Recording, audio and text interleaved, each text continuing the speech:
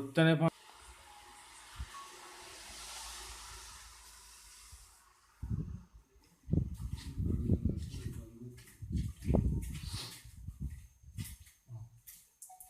Best.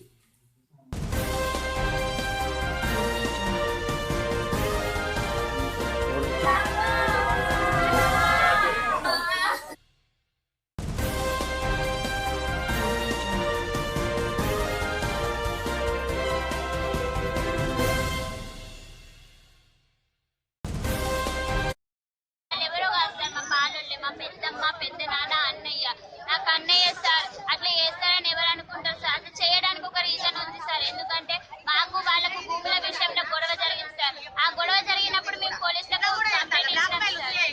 Complaint ఇచ్చినప్పుడు ఏమంటాడంటే ఇక్కడ నుంచి మేము ధర్నాకు లేస్తేనే అక్కడ సంతకం పెడతానంటాడట సిఐ.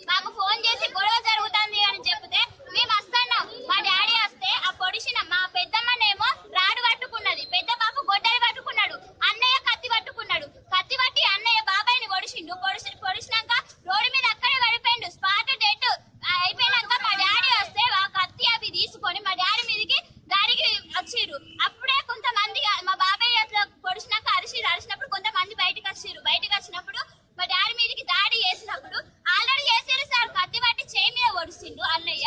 పెద్దమ్మనేమో అదే పొడిచిన దాని మీద ఇనుప రాడు బట్టి కొట్టేస్తారు. ఇప్పుడు మా డాడీకి మొత్తం గాయాలే సార్. ఇప్పుడు మా డాడీ సీరియస్ ఉన్నాడు. గోదావరి హాస్పిటల్ ఆపరేషన్ జరుగుతుంది సార్. ఇప్పుడు ఆ ప్రాణానికి మీరు గ్యారంటీ ఇస్తారా? పోయిన ప్రాణాన్ని మీరు తిరిగి తీసుకొస్తారా?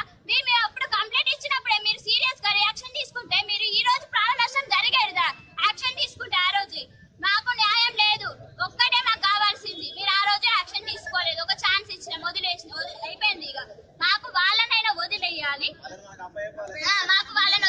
లేకపోతే మా బాబాయ్ ప్రాణం తీసుకురావాలి. మా డాడీ ఎక్కడ కన్నా మాకు తీసుకురావాలి.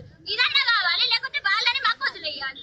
ఎందుకంటే మేము ఫస్ట్ పోలీసులకు కంప్లైంట్ ఇచ్చినాం. వాళ్ళు సీరియస్ గా యాక్షన్ తీసుకుంటే మేము ఏదో